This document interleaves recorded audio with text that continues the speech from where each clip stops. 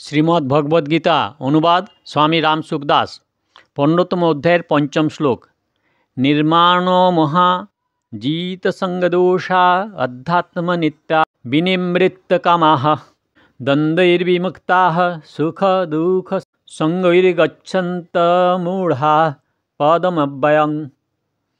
যারা অভিমান ও মোহ বর্জিত হয়েছেন, যারা সাংসারিক আসক্তিজনিত দোষগুলি জয় করেছেন, যারা নিত্য পরমাত্মা তত্ত্বে প্রতিষ্ঠিত, যারা স্বদৃষ্টিতে সমস্ত কামনারহিত হয়েছেন, যারা সুখ দুঃখরূপ দ্বন্দ্বমুক্ত, এইরূপ উচ্চ স্থিতিসম্পন্ন মোহরহিত সাধক ভক্তগণ সেই অবিনাশী পরমপদ পরমাত্মাকে প্রাপ্ত হন। ব্যাখ্যা: নির্মাণ মোহা, শরীরে আমি আমার ভাব থাকলেই মান সম্মান মর্যাদা ইত্যাদি পাওয়ার ইচ্ছা হয়। শরীরের সঙ্গে নিজ সম্পর্ক মেনে নেওয়ার ফলেই মানুষ শরীরের আদর আপ্যায়নগুলিকে স্বয়ংয়ের আদর আপ্যায়ন বলে ভুল করে এবং তাতে আবদ্ধ হয়। যেরূপ ভক্তের শুধু ভগবানের সঙ্গেই আপন ভাবের সম্পর্ক, তাদের শরীরে আমি আমার ভাব থাকেই না, তাই তারা দেহের আদর আপ্যায়নে খুশি নন।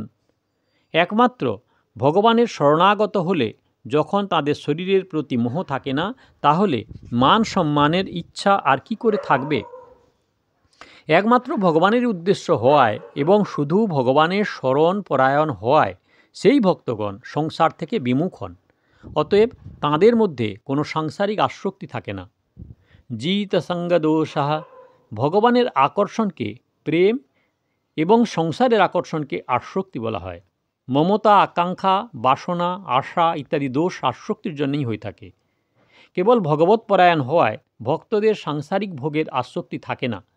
আসক্তি না থাকায় তাঁরা আসক্তি থেকে উদ্ভূত মমতা ইত্যাদি দোষগুলিও জয় করে থাকেন। প্রাপ্ত এবং অপ্রাপ্ত দুয়েরই আসক্তি হয়, কিন্তু কামনা হয় শুধুমাত্র অপ্রাপ্ত বস্তুর। তাই এই শ্লোকে বিনিবৃত্ত কামাহ পদটি পৃথকভাবে উদ্ধৃত হয়েছে। আধ্যাত্মনিত্যাহ, শুধুমাত্র ভগবানেরই শরণাগত থাকায় ভক্তের অহংবোধ পরিবর্তিত হয়। আমি ভগবানের এবং ভগবান আমার, আমি সংসারের নই এবং সংসার আমার নয়। অহংবোধ এইভাবে পরিবর্তিত হয়, তার স্থিতি সর্বদাই ভগবানে থাকে। কারণ মানুষের অহংবোধ যেমন হয়, তার স্থিতিও সেরূপ হয়ে থাকে। মানুষ যেমন জন্ম অনুসারে নিজেকে ব্রাহ্মণ বলে মনে করে এবং তার সেই ব্রাহ্মণত্বের মেনে নেওয়া সম্পর্ক সর্বদা থাকে, অর্থাৎ সে সর্বদা ব্রাহ্মণরূপে অবস্থান করে, তা সে সর্বদা মনে রাখুক বা না রাখুক। তেমনি ভক্ত নিজ সম্পর্ক কেবল ভগবানেরই সঙ্গে মেনে থাকে এবং সর্বদা ভগবানেই অবস্থান করে। বিনিবৃত্ত কামাহ, সংসারী ধ্যেয় লক্ষ্য হয় সাংসারিক বস্তু, পরিস্থিতি ইত্যাদির কামনা হয়, অর্থাৎ ওই বস্তু বা ব্যক্তিকে আমি পেতে চাই, এইরূপ অপ্রাপ্ত বস্তুর কামনা হয়ে থাকে। কিন্তু যেসব ভক্তের এইসব সাংসারিক বস্তু লাভ করার কোনো উদ্দেশ্য থাকে না, তারা কামনা থেকে সর্বপ্রকারে রহিত হন। শরীরের প্রতি মমতা থাকায় কামনা উৎপন্ন হয়। আমার শরীর যেন সুস্থ থাকে, অসুখ না হয়, শরীর সবল থাকে, যেন দুর্বল না হয়ে পড়ে। এর ফলে ক্রমশ জাগতিক বস্তু, অর্থ, গৃহ সম্পত্তি ইত্যাদি নানা কামনা উৎপন্ন হয়ে থাকে। শরীর আদিতে মমত্ববোধ না থাকায় ভক্তদের কামনা দূর হয়। ভক্তরা অনুভব করে থাকেন যে দেহ, ইন্দ্রিয়, মন, বুদ্ধি, অহংবোধ, আমি ভাব এসবই ভগবানের। ভগবান ব্যতীত তার নিজের কিছুই নয়। এইরূপ ভক্তদের সমস্ত কামনা বিশেষভাবে নিঃশেষ হয়ে যায়। সেই জন্য তাঁদের এই স্থানে বিনিবৃত্ত কামাহ বলা হয়েছে। শ্লোক নাম্বার 6।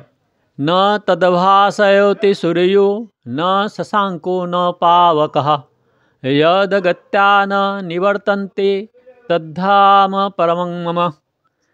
সেই পরমপদকে সূর্য, চন্দ্র বা অগ্নি প্রকাশিত করতে পারে না এবং যাকে প্রাপ্ত হলে জীব আর সংসারে ফিরে আসে না, সেইটিই আমার পরম ধাম। ব্যাখ্যা: যদিও দ্বাদশ শ্লোকের সঙ্গে এই ষষ্ঠ শ্লোকের ঘনিষ্ঠ সম্পর্ক আছে, তা সত্ত্বেও পঞ্চম এবং সপ্তম শ্লোক দুইটির সমন্বয় থাকার জন্য এটি এখানে দেওয়া হয়েছে। এই শ্লোকে ভগবান দুটি বিশেষ কথা জানিয়েছেন। সূর্য, চন্দ্র ইত্যাদি সেই ধামকে প্রকাশিত করতে পারে না। এই অধ্যায়ের দ্বাদশ শ্লোকে ভগবান তার কারণ নিরূপণ করেছেন এবং সেই ধাম প্রাপ্ত হলে জীব আর ইহজগতে ফিরে আসে না। এই অধ্যায়ের 7ম শ্লোকে ভগবান যার কারণ নিরূপণ করেছেন। ন তদ্ভাসয়তে সূর্যো ন শশাঙ্ক ন পাবকঃ। দৃশ্যমান জগতে সূর্যের ন্যায় তেজস্বী প্রকাশমান আর কোনো বস্তু নেই। সেই সূর্য যখন এই পরমাত্মা ধামকে প্রকাশ করতে সমর্থ হয় না, তাহলে সূর্য হতে প্রকাশিত চন্দ্র ও অগ্নি তাকে কিভাবে প্রকাশিত করতে সক্ষম? এই অধ্যায়ের 12 শ্লোকে ভগবান স্পষ্টভাবে বলেছেন যে সূর্য, চন্দ্র এবং অগ্নিতেও আমারই তেজ বিরাজমান। আমা হতেই তেজ প্রাপ্ত করে এরা এই ভৌতিক জগৎ প্রকাশিত করে থাকে।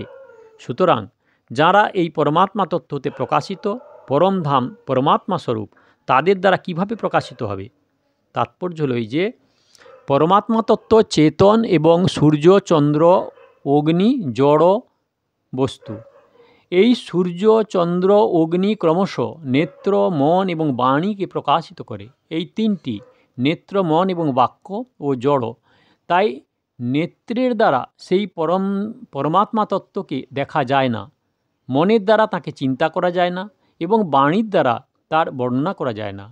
কারণ জড় তত্ত্বের দ্বারা চেতন পরমাত্মা তত্ত্বকে অনুভব করা যায় না। সেই চেতন তত্ত্ব এই সমস্ত প্রকাশিত পদার্থে সর্বদা পরিপূর্ণ। সেই তত্ত্বে নিজ প্রকাশকভাবে অহংকর্তৃত্ব নেই।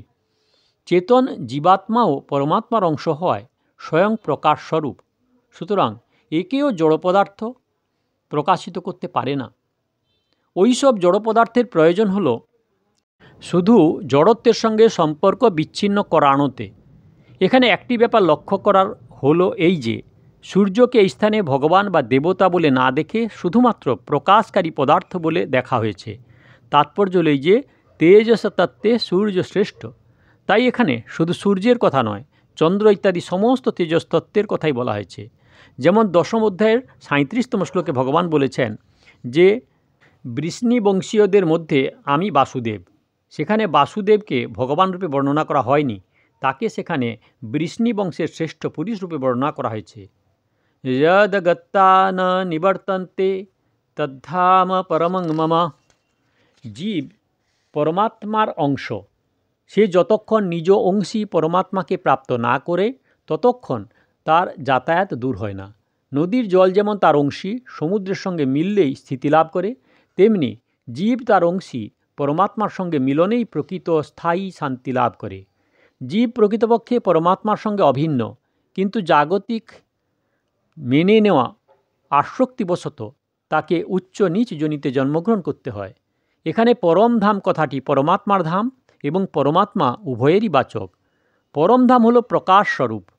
যেমন সূর্য নিজ স্থানে বিশেষভাবে অবস্থিত, আবার প্রকাশরূপে সর্বত্র অবস্থিত, এবং সূর্য এবং তার প্রকাশ যেমন পরস্পর অভিন্ন, তেমনি পরমধাম এবং সর্বব্যাপী পরমাত্মাও তেমনই পরস্পর অভিন্ন। ভক্তদের বিশ্বাসের ভিন্নতার জন্য ব্রহ্মলোক, সাকেতধাম, গোলকধাম, দেবীদ্বীপ, শিবলোক ইত্যাদি সমস্তই এক পরমধামের ভিন্ন ভিন্ন নাম।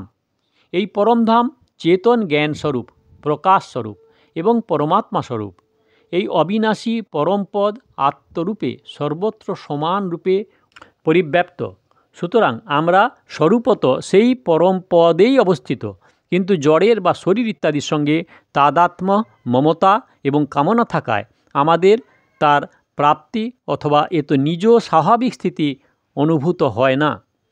এ হলো 15তম অধ্যায়ের শ্লোক নাম্বার 5, 6। দয়া করে সাবস্ক্রাইব করবেন, লাইক করবেন, শেয়ার করবেন আর কমেন্ট করবেন। আর গীতার শুরু থেকে দেখতে হলে কাকন বাসুতে ক্লিক করে ভিডিও দেখুন, আর আগের ভিডিওর জন্য দয়া করে অপেক্ষা করুন।